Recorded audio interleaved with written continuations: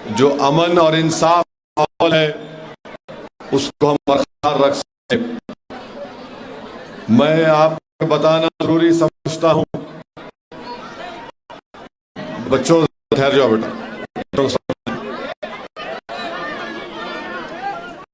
मैं आपको ये बताना जरूरी समझता हूं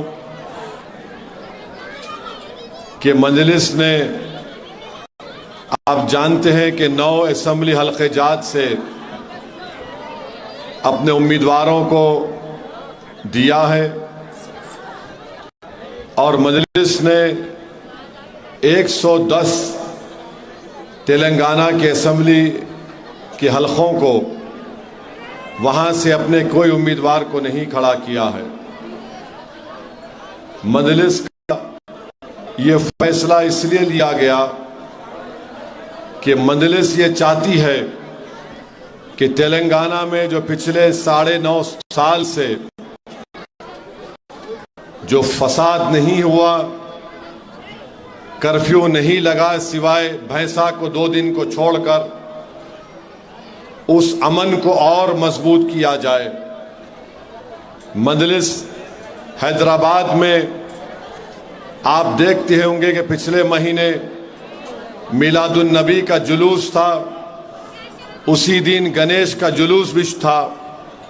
मजलिस की कोशिशों का नतीजा ये हुआ कि मिलादुन नबी के जुलूस को 2 दिन के लिए मुलतवी कर दिया गया ताकि हमारे हिंदू भाई गणेश के जुलूस को उस दिन निकाल सकें, शहर और रियासत का अमन खराब ना हो। ये मजलिस ने किया। मेरे अजीज दोस्तों और बुजुर्गों, मैं आपको ये बताना जरूरी समझता हूं कि पिछले 9.5 साल से, जब से बीजेपी की हुकूमत बनी, जब से इस देश के वजीर आजम नरेंद्र मोदी बने, उसके बाद से फिरका परस्ती अपने उरूज पर पहुंच चुकी है। तासुबियत की कोई हदें नहीं रही और बाज़ाब्ता तौर पर बीजेपी ने हमारे मुल्क की सियासत से मुस्लिम अक़लियत को गायब करके रख दिया। 306 एमपी बीजेपी के पास हैं, एक भी मुस्लिम लोकसभा का एमपी नहीं है, एक भी मुस्लिम अक़लियत का मिनिस्टर नहीं है। और 9.5 साल में आपने देख लिया कि ट्रिपल तलाक का गलत कानून बनाया गया, जिससे मुस्लिम खवातीन से नाइंसाफी बढ़ गई। CAA का गैर कानूनी कानून बनाया गया जो हमारे भारत के आईन और संविधान के खिलाफ था। आप देखते हैं कि UAPA का कानून, उसको और मजीद सख्त और गंदा कर दिया गया। आप देखते हैं कि जिस रियासत में बीजेपी इख्तिदार पर है, वहां पर मुल्ज़िमीन हथकड़ियों में है, उनको पुलिस अतराफ में है और कातिल आकर उनको गोली मार कर चला जाता है। आपने देखा कि बुर्का और हिजाब इस मुल्क के लिए खतरा बनाने की कोशिश बीजेपी ने की।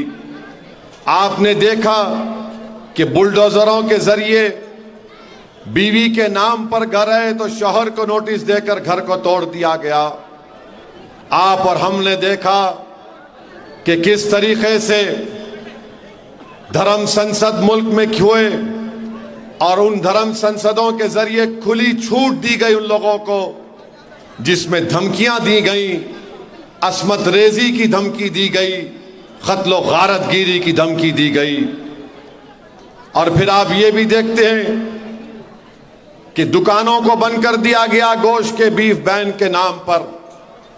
आप ये भी देखते हैं कि त्योहार कहीं पर भी हो, बीजेपी की रियासत में हो या कांग्रेस के जेर इख्तिदार रियासत में हो, 8-8 दिन गोश्त की दुकानों को बंद करके रख दिया जाता।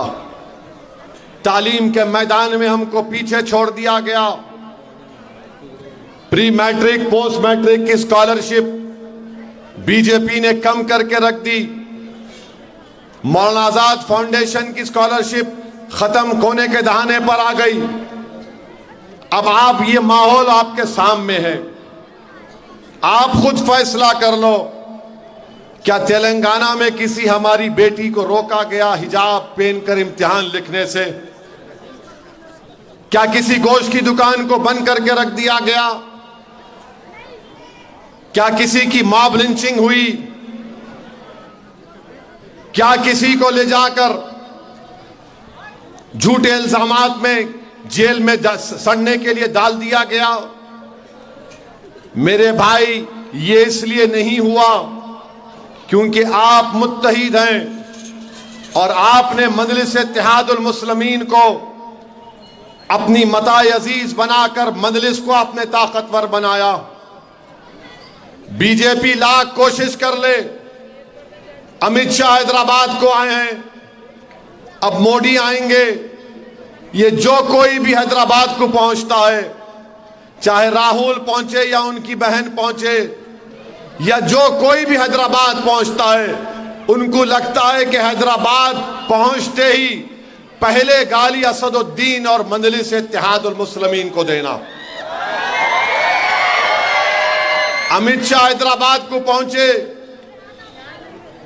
एयरपोर्ट से बाहर नहीं निकले, मजलिस का वजीफा पढ़ना शुरू कर दिए। बीजेपी बोलती है कि तेलंगाना में मुस्लिम रिजर्वेशन को खत्म कर देंगे।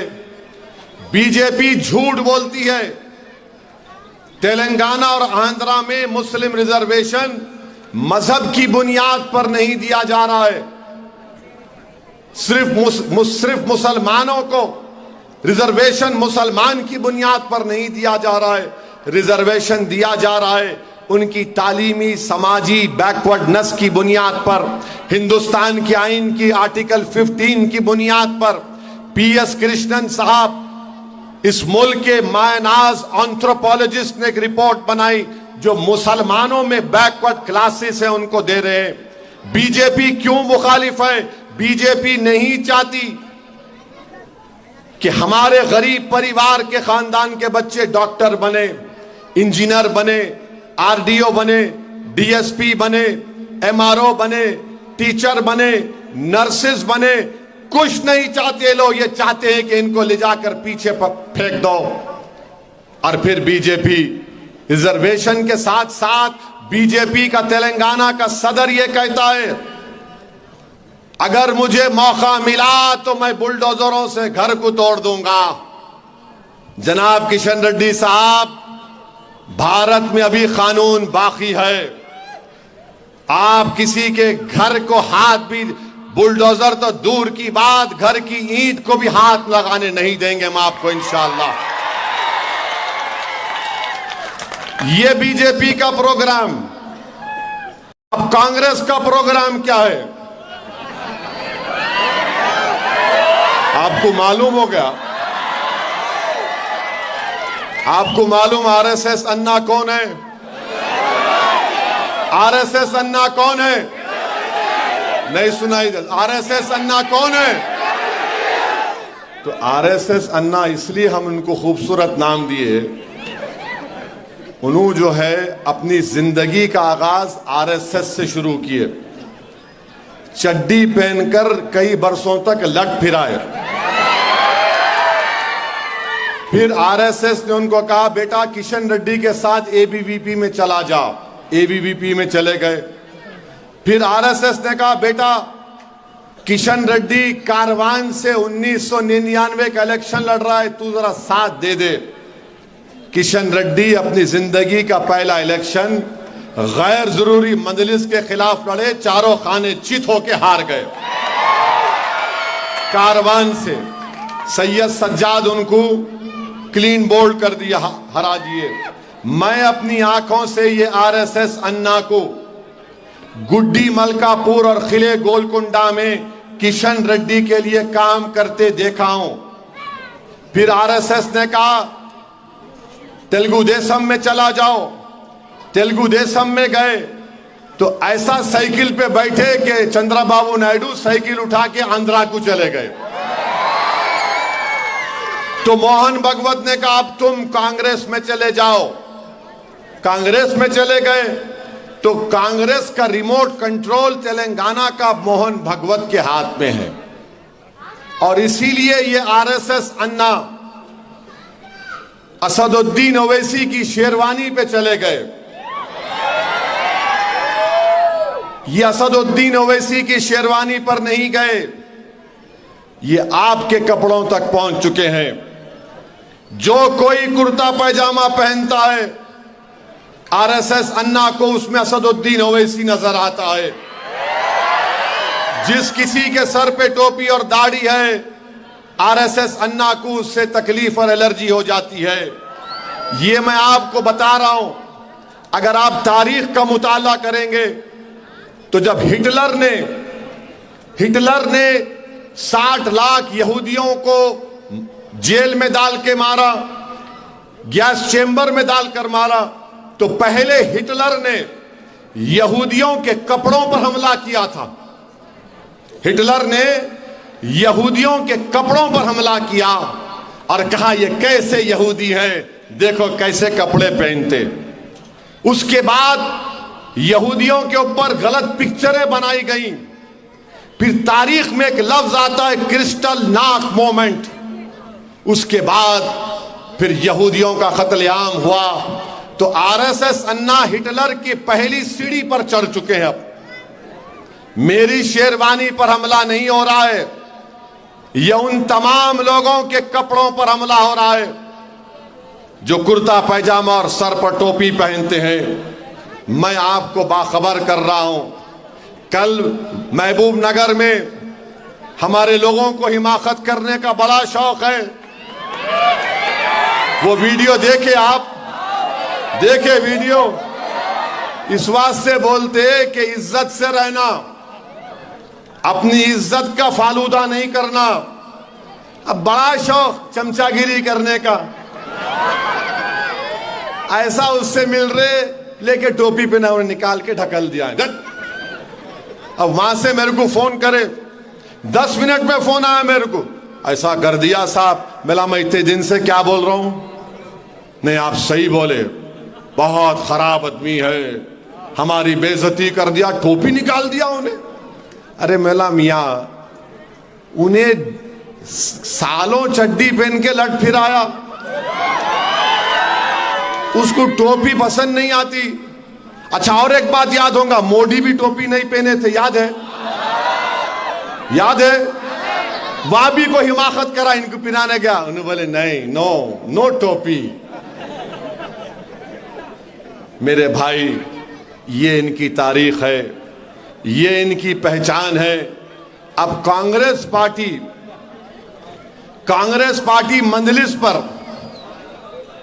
मंजलिस पर इल्जाम लगाए राहुल गांधी तकरीर में ये बोले कि मंजलिस पैसे लेती है बीजेपी से, और वो बेचारा वो बाजू हमारा बट्टी विक्रमक्का उन्हें तर्जुमा कर रहे, उन्होंने उसके कान में पुकारे मंजलिस पैसे लेती। अरे रगा फट जाएंगे, आराम से बोलो। अब मेरे को मीडिया वाले पूछे, मैं ये जवाब दिया हूं मेरे भाई। मेरे घर में जो तरबियत हुई ना मेरी, हमारे घर में हमारे बाप और मरहूम वालिद ने और मेरी ज़ईफ माँ ने हमेशा हमारी तरबियत ईसार और कुर्बानी पर की। हमेशा हमको यह कहा कि किसी की मदद करो और अल्लाह को हमेशा राजी रखो। पैसों की बुनियाद पर तरबियत मेरी नहीं हुई राहुल गांधी। फर्क होता है तरबियत का, घर घर का। तुम्हारे पास शायद पैसों पर तुमको पाला गया होगा, मेरे पास ईसार और कुर्बानी पर पाला गया। मुझे मेरी माँ ये बताती थी कि अल्लाह के रसूल सल्लल्लाहु अलैहि वसल्लम कई दिन भूखे सोते थे, मगर कोई साइल घर पे आता तो उसको खाना खिलाते थे। अगर कोई पैसे पूछने आता तो उसको देते थे। अहले बैत की दास्तानें मैं सुन कर बड़ा हुआ हूं। और राहुल गांधी बोलते हैं असदुद्दीन पैसे लिए। राहुल गांधी, मेरे पास जो दौलत है ना, वो ना तुम्हारे पास है, ना कभी आएगी। मेरे पास बहुत बड़ी दौलत है राहुल गांधी। मेरे पास जो दौलत है ना, मैं कमली वाले के गुलामों का गुलाम हूं, वही दौलत मेरे पास है और उन्हीं का सदका है कि यहां तक मैं आया हूं। तुम कौन सी दौलत की बात कर रहे? यही राहुल गांधी, थोड़ा उनको भूल जाने की बीमारी दिखती मेरे को, जिसको अंग्रेजी में बोलते पॉलिटिकल एमनेजिया। 2008 में न्यूक्लियर डील हुई थी, मैं खड़े होकर पार्लियामेंट में इनका साथ दिया था, डॉक्टर मनमोहन सिंह का। ये लेफ्ट पार्टीज जो आज इनके साथ हैं, भाग गए थे अडवाणी के पास। मैं साथ दिया था तो बताओ कितने पैसे दिए थे? प्रणब मुखर्जी का सदर जमहूरिया कनेक्शन, राहुल गांधी आपकी वालदा से जाकर पूछो, उस खातून में बड़ी बुर्दबारी है। उन्होंने और डॉक्टर साहब ने मुझसे कहा था कि ओवैसी साहब चंचलगुड़ा जेल को जाइए, जगन को समझाइए, आपका दोस्त है। मैंने कहा आपने उसको जेल में डाला, जगन को जेल में डालने वाले ये लोग, और जेल में मिलने मुझे भी जाए। मैं जगन को कन्विंस किया, जगन राजी हुए। बोलो राहुल गांधी कितने पैसे दिए? अब राहुल गांधी, अब और सुनो, तुम अमेठी की सीट हार गए, तुम्हारी दादी की सीट, तुम्हारे वालिद की सीट, तुम्हारे पूर्वजों की सीट, तुमने स्मृति ईरानी से कितने में डील की थी? बताओ, भोलकपुर की आवाम जानना चाहती है। राहुल गांधी कांग्रेस के सदर हैं। 2019 में 500 सीट पर लड़ी कांग्रेस, लोकसभा के 50 या 55 जीते। क्या राहुल गांधी तुमने मोदी के साथ बैठकर डील करके चाय पी ली थी मोदी की? हम 3 सीट लड़े लोकसभा के, हैदराबाद पूरे आके नाक घस लिए अल्लाह ने। हैदराबाद में आपके इत्तेहाद की वजह से हैदराबाद में मजलिस को कामयाबी दी। औरंगाबाद 19 साल का शिवसेना का एमपी इम्तियाज जलील मर्दे मुजाहिद बन के खड़ा हो गया। औरंगाबाद की आवाम को सलाम, 19 साल के शिवसेना के एमपी को तुम नहीं हरा पाए राहुल, हम हराए। किशनगंज की सीट अख्तरुल ईमान लड़े, 3 लाख मजलिस को वोट, 325 नीतीश को, 3.5 लाख वोट कांग्रेस को मिले। एक ही सीट जीती वहां से वो अलायंस। बताओ मेरे से क्या फायदा हुआ? मगर बोल नहीं सकते। बिहार में लड़ा, कुशवाहा साहब के अलायंस में 5 हम एमएलए जीते, 9 पे आप जीते, 6 पे वो लोग जीते। मेरे 5 एमएलए जीत कर आए। 4, 5, 6 महीने के अंदर मेरे 4 एमएलए को खरीद लिए। एक एमएलए को 50 लाख 80 लाख दिए। इतने जमीर फरोश निकले, बेईमान निकले, मीर जाफर मीर सादिक की जानशीन निकले। राहुल गांधी तुमने, तुम्हारी पार्टी ने और तुम्हारे साथियों ने मेरे 4 एमएलए को खरीदा। और वो सीमांचल की जमीन जहां पर हमने 5 साल काम किया, माजिद हुसैन काम किया। हैदराबाद से बागडोरा जाना 2 घंटे, बागडोरा से किशनगंज जाना, किशनगंज से कटिहार जाना, अरारिया जाना, कोचाधामन को जाना। हम मेहनत करके हमारे एमएलए को कामयाब किए। ऐसे एमएलए, एक तो आके रोया मेरे सामने, असद साहब मुझे घर से मेरा भाई निकाल दिया, मैं बेघर हो गया। 3 दिन पहले आकर रोया, कुछ नहीं है साहब, कुछ करो। राहुल गांधी तुमने उन एमएलए को खरीदा। महाराष्ट्र में मोदी ने इनके एमएलए, शिवसेना के एमएलए को खरीदा। उद्धव ठाकरे के एमएलए टूट गए, शिंदे निकला वहां से। तो राहुल गांधी बोले this is the murder of democracy, mister Modi is destroying democracy. तो बिहार में जो तुम काम करे वो महात्मा गांधी का काम था। माने तुम्हारे साथियों के एमएलएस को तोड़ लिए तो तुमको पेट में दर्द हुआ, और जब असदुद्दीन ओवैसी और मजलिस इत्तेहादुल मुस्लिमीन ने अपने एमएलएस को जिताया तो तुमने उनको खरीद लिया। मैं राहुल गांधी आपको बता रहा हूं, 2024 में किशनगंज हम लड़ेंगे, तुम देख लो इंशाअल्लाह ताला। मैं दोबारा अल्लाह उन तमाम सीटों पर दोबारा मजलिस को कामयाब करेगा, और हम तुमको हरा कर बताएंगे बिहार और सीमांचल में। मेरे भाई, अब हमको फिरका परस्त बोलते, आप मेरे को एक सवाल का जवाब दो, क्या शिवसेना सेकुलर है? क्या बाल ठाकरे सेकुलर थे? क्या श्री कृष्णा कमीशन रिपोर्ट में उनका जिक्र नहीं किया गया? मगर बाल ठाकरे के बेटे उद्धव ठाकरे के साथ राहुल गांधी ने हुकूमत बनाई, और उद्धव ठाकरे महाराष्ट्र की असेंबली में खड़े होकर बोलता है, एक तरफ अशोक राव चौहान, एक तरफ अजीत पवार जो साथ में थे। उद्धव ठाकरे ने महाराष्ट्र की असेंबली में उठकर कहा कि हमें फख्र है कि हमने बाबरी मस्जिद को शहीद किया। जब तुम्हारे मुंह बंद क्यों हो गए? तुमको इख्तिदार चाहिए था तो तुमने खामोशी अख्तियार कर ली, और मैं चंद सीटों पर लड़ता हूं तो मैं खरीद बिक जाता हूं। राहुल गांधी, मेरा नाम असदुद्दीन है, इसीलिए तुमने कहा कि पैसों के लेकर ये इलेक्शन लड़ते हैं।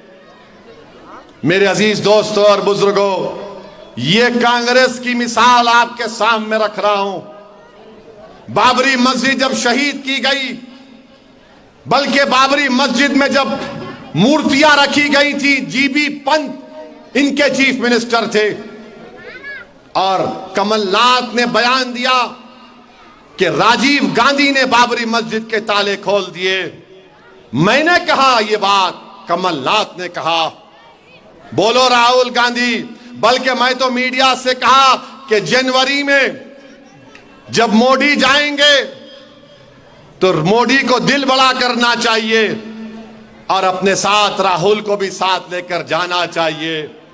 अगर 6 दिसंबर नहीं होता तो कोर्ट का फैसला क्या आता मुझे बताओ।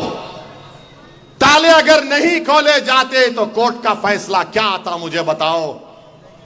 राहुल गांधी, तुम्हारी पार्टी की तारीख बयान कर सकता हूं, ये बच्चे नहीं जानते। मुरादाबाद 1986 अगस्त का महीना, ईद उल फितर का दिन, 390 मुसलमानों को फायरिंग में मार दिया गया। तुमने कभी पढ़ा इसके बारे में? किसकी हुकूमत थी? आपकी थी। हाशिमपुरा मलियाना छोड़ दो, मुरादाबाद, चिन्ना रेड्डी चीफ मिनिस्टर हैं, उनको हटाने के लिए हैदराबाद में 1990 में कांग्रेस ने फसाद किया। हमारे पारदीवाड़ा के हिंदू भाई नुकसान उठाए, मुसलमान उठाए, क्योंकि इनको मुख्यमंत्री बदलना था। हैदराबाद में फसाद करा दिए। ये कांग्रेस की तारीख है। और कांग्रेस में इनकी बहन आई, भाई तो बोले कि पैसे लिए, बहन ने कहा कि ओवैसी जी कम सीट इसलिए लड़ रहे हैं ताकि केसीआर को फायदा हो जाए। अरे भाई बहन, एक जगह बैठ के डिसाइड कर लो कि तुम क्या बोलना चाहते, इन्हों क्या बोलना चाहते। अच्छा, इनकी बहन उत्तर प्रदेश का इलेक्शन लड़ी, 402 सीट कांग्रेस लड़ी, कितने जीती? एक। और मोहतरमा हमको, मोहतरमा आप 402 लड़के आप योगी को जिता दिए ना, मगर असदुद्दीन को बोलते इन्हों लड़े, आप नहीं लड़े। आपका भाई अमेठी की सीट हार गया, मैं जाके खड़ा था वहां पे, नहीं था। अब राहुल गांधी तुम अमेठी लड़ोगे, ओवैसी वहां पहुंचेगा इंशाअल्लाह ताला, देखना तुम हम पे इल्जाम लगाते हम नहीं गए, बल्कि राहुल गांधी अमेठी भी मत लड़ो आप, वायनाड भी मत लड़ो, ये आरएसएस अन्ना को लेके आ जाओ, हैदराबाद से मुकाबला कर लेंगे इंशाअल्लाह। इल्जाम पे इल्जाम, बीजेपी ओवैसी मजलिस, इनुआए मजलिस ओवैसी। अब तो हद हो गई। ये आरएसएस अन्ना मुझे कहता है कि असदुद्दीन ओवैसी रजाकार के कासिम रजवी से मेरा ताल्लुक है। मेरे भाई, अगर आपके कान में फूल है, अगर आप थम्स अप हैं, अगर आप पढ़ नहीं सकते तो पढ़ लो। रजाकार थे, वो जिन्ना के साथ पाकिस्तान भाग गए। जो वफादार थे, तुम्हारे जैसे लोगों की आंख में आंख डालकर कह रहे, खबरदार मेरी वफादारी पर शक नहीं करना, ये जमीन ख्वाजा गरीब नवाज की सरजमीन है, हम नहीं छोड़ के जाएंगे। अच्छा नारा लगाओ, दबा के लगाओ, लगाओ, जोर से लगाओ, दिल से लगाओ। ये अब जरा सुनो, अब ये इल्जाम लगा दिए। अब आपको मैं बता रहा हूं कि मजलिस ने तेलंगाना में क्या किया। ये मजलिस के मुखालिफिन बोलते वो ये अरे भाई साहब, बाबरी मस्जिद शहीद हो गई, बनी नहीं। सेक्रेटेरिएट की मस्जिद गलत तरीके से शहीद हुई, बन गई। क्यों बनी? मजलिस थी यहां पर, मजलिस थी यहां पर। और मजलिस ने क्या किया? तेलंगाना में मजलिस इत्तेहादुल मुस्लिमीन ने हुकूमत की नुमाइंदगी पर, हुकूमत से नुमाइंदगी की। और आप बताना इसलिए चाह रहा हूं ताकि आप यहां से उठें, एक फिक्र लेकर उठें। मजलिस ने तेलंगाना में 9.5 साल में, अब आप सुनो, आरएसएस अन्ना कान में रुई डाल लेना तुम। अब तेलंगाना में कल्याणा लक्ष्मी की स्कीम है, शादी मुबारक है।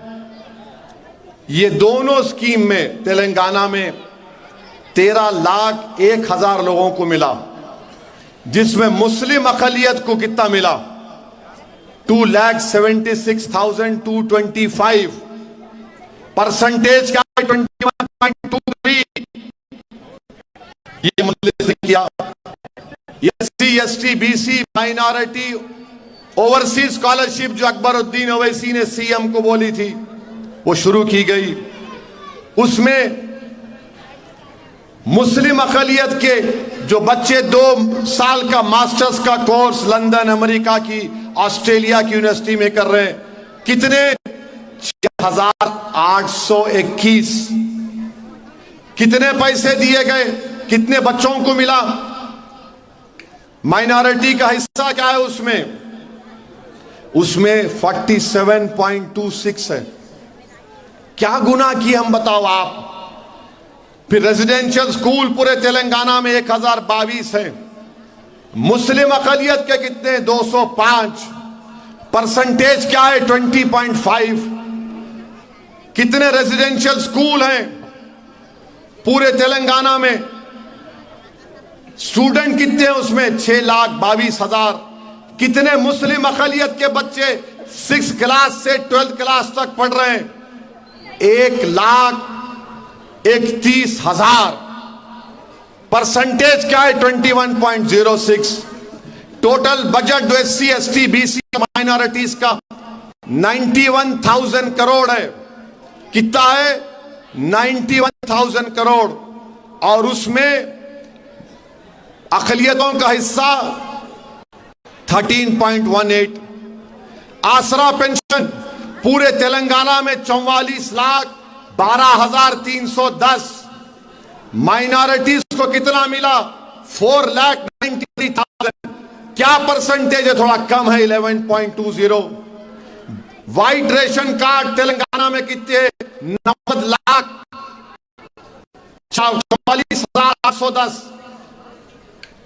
मुस्लिम अक़लियत के लिए 12,55,530 13.18। अब आपको बता रहा हूं, मुशीराबाद में यही स्कीमों में मजलिस की नुमाइंदगी पर आपको क्या हिस्सा मिला, सुनिए। पोस्ट मैट्रिक स्कॉलरशिप में मुशीराबाद के मुस्लिम अक़लियत बच्चे बच्चियों को 16,090 बच्चों को, बेटियों को, बच्चों को MTF मिला। कितने पैसे मिले स्कॉलरशिप में? 4,50,00,000। RTF ट्यूशन फी रिइंबर्समेंट कितने मुस्लिम अक़लियत बच्चों को मिले मुशीराबाद में? 15,560। कितने पैसे दिए गए स्कॉलरशिप के? 22,50,00,000। ओवरसीज स्कॉलरशिप के कितने बच्चे, मुशीराबाद के मुस्लिम बच्चे लंदन, अमेरिका, ऑस्ट्रेलिया की यूनिवर्सिटी में पढ़ रहे हैं? 33। कितनी फीस दी गई? 4,77,00,000। शादी मुबारक के कितने चेक दिए गए मुशीराबाद में मजलिस की नुमाइंदगी पर? 2,865। कितने पैसे मिले उन लोगों को? 27,90,00,000 रुपये सिर्फ मुशीराबाद में शादी मुबारक के मिले हैं। 1 लाख की फाइनेंशियल स्कीम दी गई, मुशीराबाद के 210 लोगों को मिले। कितने पैसे? 2,10,00,000। टेमरिस के स्कूल है, एक स्कूल बेटियों का, एक स्कूल बच्चों का, टेमरिस का जूनियर कॉलेज में कितने बच्चे पढ़ रहे? 840। कितने पैसे खर्चा हुए? 15,80,00,000। इमाम मौजन को महाना ऑनरियम मिलता है मुशीराबाद कॉन्स्टिट्यूंसी में 78 इमाम मौजन को कितने महाना मिलता है? 3,90,000। अब तक कितने दिए गए? 3,50,00,000। कितने आसरा पेंशन मुस्लिम अक़लियत के मजलिस ने मुशीराबाद में मंजूर करवाए? 3,720। कितने महाना उनको मिलते? 81 लाख। अब तक कितने पैसे मिले? 72 करोड़। तो पूरे मुशीराबाद में 1 2 3 4 7 स्कीमों को मिला लिए 40,000 मुशीराबाद के रहने वालों को इन स्कीमों से फायदा हुआ। कितने पैसे मिले उसमें? 153.21 करोड़। ये मजलिस ने करवाया। अब बताओ, कोई कांग्रेसी करवाया काम? ये कोई कांग्रेस का नेता को मालूम भी है काम? असेंबली में अकबरुद्दीन ओवैसी लड़कर काम करवाए। अब आपको और एक बात बताता हूं, वो देखे ट्रेन में, जयपुर की ट्रेन में एक आतंकवादी दहशतगर्द गोली मार रहा था नाम पूछ के। याद है? याद है? 3 लोगों को शहीद कर दिया। एक मरने वाले का ताल्लुक बाजार घाट से था। क्या नाम था उनका? सैफुद्दीन। अकबरुद्दीन ओवैसी असेंबली में खड़े हुए, चीफ मिनिस्टर से मुतालबा किया। सैफुद्दीन के 3 बेटियां हैं। एक बेटी की उम्र मेरे ख्याल से 6-8 महीने की है। मजलिस की नुमाइंदगी पर सैफुद्दीन की तीनों बेटियों के अकाउंट में पैसे डाले गए। मजलिस ने कहा सैफुद्दीन की बेवा को नौकरी दो। नौकरी का कागज दिया गया। मैं 2 दिन पहले मिलकर आया उस बेवा हमारी बेटी से। हमने कहा 2 BHK दो, 2 BHK मिला। राजस्थान में जहां राहुल गांधी गए थे, कांग्रेस की सरकार है, वहां पर एक मरने वाले का ताल्लुक राजस्थान से है। 1 पैसा नहीं मिला। एक मिनिस्टर घर को नहीं गया।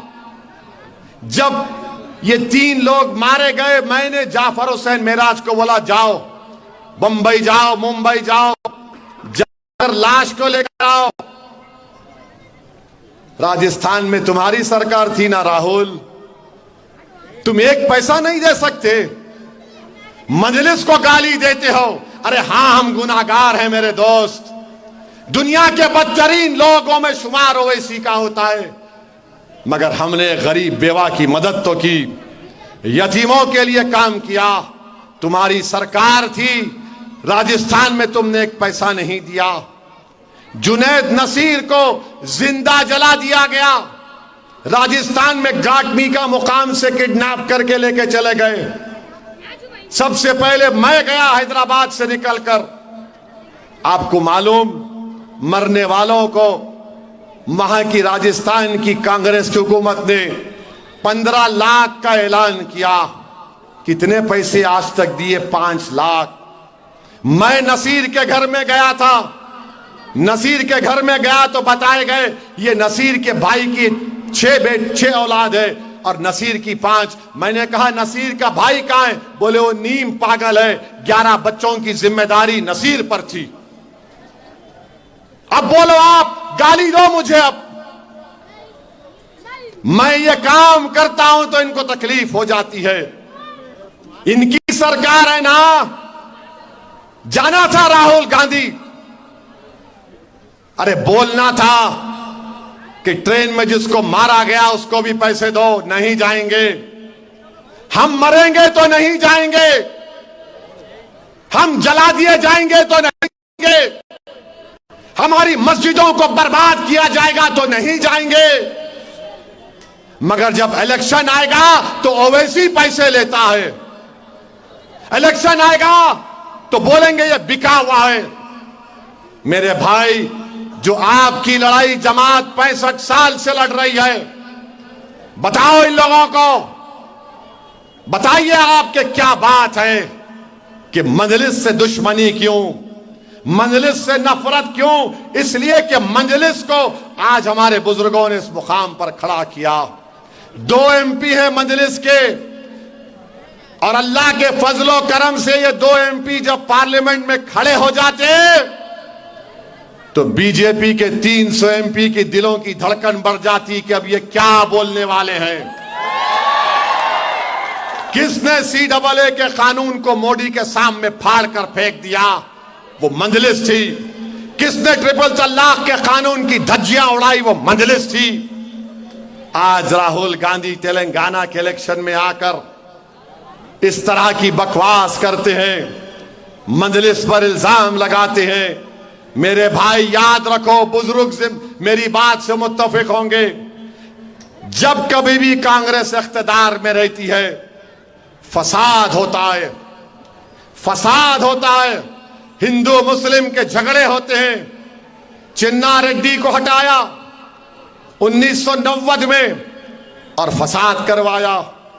मेरे अजीज दोस्तों और बुजुर्गों, इसीलिए आपसे मैं अपील कर रहा हूं कि जहां पर मजलिस है वहां मजलिस का साथ दीजिए, वोट दीजिए। पतंग को पिलाइए,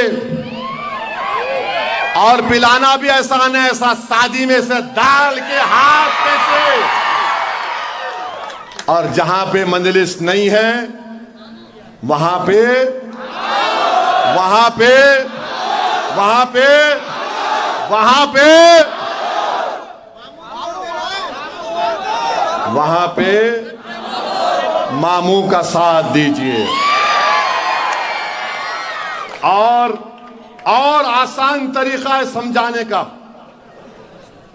2 लोग लड़ रहे, भोलकपुर में 2 लोग लड़ रहे।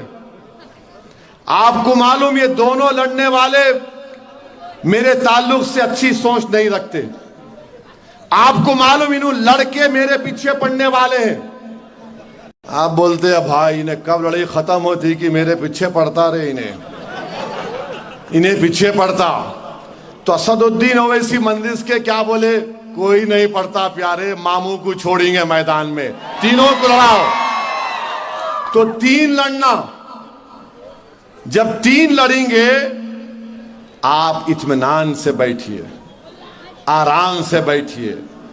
2 रहेंगे तो खतरा है, 3 रहेंगे तो फुर्सत है।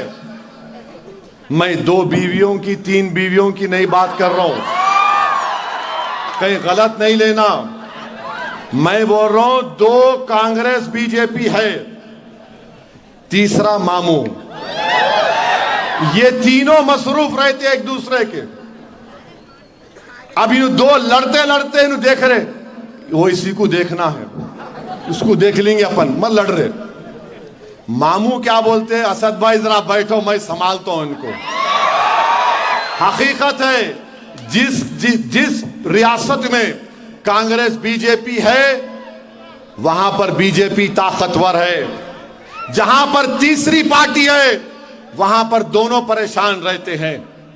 याद रखो मेरी इस बात को आप, जो लोग हिमाकत कर रहे हैं इन पार्टी की तायीद करने की, अरे दो नहीं तीन को रखो, और तीन रहेंगे तो फायदा हमारा है, फायदा दलितों का है, फायदा सेक्युलरिज्म का है।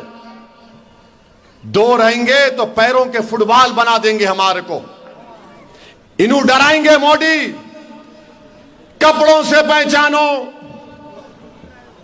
आतंकवाद बढ़ गया, हैदराबाद पे सर्जिकल स्ट्राइक करो। और इन्हों क्या करेंगे, खामोश बैठो मियां, देखो बीजेपी बोल रही, खामोश बैठो आप, हम आपको खतरा है। मेरे भाई, ये पुरानी सियासत है। नई सियासत ये है कि हम बाइज्जत जिंदगी गुजारेंगे, हम अपने बच्चों के स्कूल का इंतजाम कराएंगे, हम अपनी माँ और बहनों की और अपने इबादत गाहों की हिफाजत कराएंगे, हम अपना हक लेंगे, हम अपना हिस्सा लेंगे।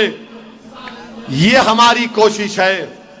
मजलिस यही चाहती है कि 110 सीट पे जो हम नहीं लड़ रहे वहां पे आप मामू का साथ दीजिए। मुशीराबाद में गोपाल अच्छा आदमी है, शरीफ आदमी है, आप कुछ भी बोलो हाउस कर लेंगे, देखो आप कुछ भी बोलो, बिल्कुल बिल्कुल कर लेंगे कर लेंगे कर लेंगे। अच्छा है ना, अच्छा है, गनीमत है। गोपाल को जरा देख लो। अब बीजेपी वाले परेशान है, इसका नाम गोपाल है, अब क्या करना। तो यहां पर मुशीराबाद में वही खेल हो रहा है जो नामपल्ली में हो रहा है। नामपल्ली में जो कांग्रेस का कैंडिडेट है उसका वीडियो देख रहे होंगे ना आप। एक वीडियो में बोल रहा मेरे साथ बजरंग दल, आरएसएस, वीएचपी है, काम कर रहे उसके साथ, बोल रहा वीडियो में। यहां पर कांग्रेस के साथ बजरंग दल, आरएसएस, वीएचपी कांग्रेस के साथ काम कर रही है। बीजेपी का कैंडिडेट तो बिल्कुल ही ठाई फूस है, उन्होंने कुछ भी नहीं है, ऊपर से गिरा बम हड्डी ना दम, बिल्कुल नहीं है। समझ रहे ना आप, मैं झूठ तो नहीं बोल रहा हूं आपको। तो उनका मकसद क्या है, कांग्रेस को कर दो, मुशीराबाद में कांग्रेस को करो, नामपल्ली में कांग्रेस को करो, तो निजामाबाद में कांग्रेस बीजेपी को जिताना चाहती है। और ये कांग्रेस वाले बोलते असद भाई, ऐसा बोलते जैसा हमारे बहुत बड़े हैं। आप दारुसलाम है, गोशा महल नहीं लड़ रहे आप, मगर कांग्रेस आपको ये नहीं बोलती कि मैं निजामाबाद नहीं लड़ रहा हूं। गोशा महल 27%, निजामाबाद 44%। मेरा डिप्टी मेयर, मेरे 16 कारपोरेटर, मैं कैंडिडेट को नहीं खड़ा किया। क्यों नहीं खड़ा किया? सीने पे पत्थर रखकर फैसला लिया हूं। मैं आरएसएस को कामयाब नहीं होने देना चाहता था, मगर जो साहब कामारेड्डी में रो रहे थे वो निजामाबाद इनको भेज दिए, क्योंकि डील ये है कि नामपल्ली हो, मुशीराबाद हो, अंबरपेट हो, या निर्मल हो, या मधौल हो, या कोरठला हो, आदिलाबाद हो, करीमनगर टाउन हो, हुजूराबाद हो, यहां पर बीजेपी को कामयाब कर दिया जाए। याद रखो मेरी इस बात को आप, बीजेपी यही चाहती है कि यहां पर एक कोएलिशन गवर्नमेंट बन जाए, फिर बीजेपी 2-3 साल में वो गवर्नमेंट को गिराएगी, और ताकतवर बीजेपी बनने का अज़म लेकर बैठी है। तो 5 साल बल्कि आने वाले तूफानों को उसको रोकने के लिए मजलिस ने फैसला लिया है। तो आप मामू का साथ देंगे नहीं देंगे? जरा जोर से बोलो, मामू का साथ देंगे? पूरा भोलकपुर देंगा? पूरे ताजिराने चिरम स्टील के वाले सब देंगे? देंगे? पूरे देंगे तो आ जाओ, यहां पे हाथ ठहरा लो, हाथ पकड़ो और बोलो मामू का साथ देंगे। मामू का साथ देंगे ना? अरे मेरे को रकम दे रहे। तो आपसे अपील है कि आप 30 नवंबर के दिन एक वोट मुर्दाबाद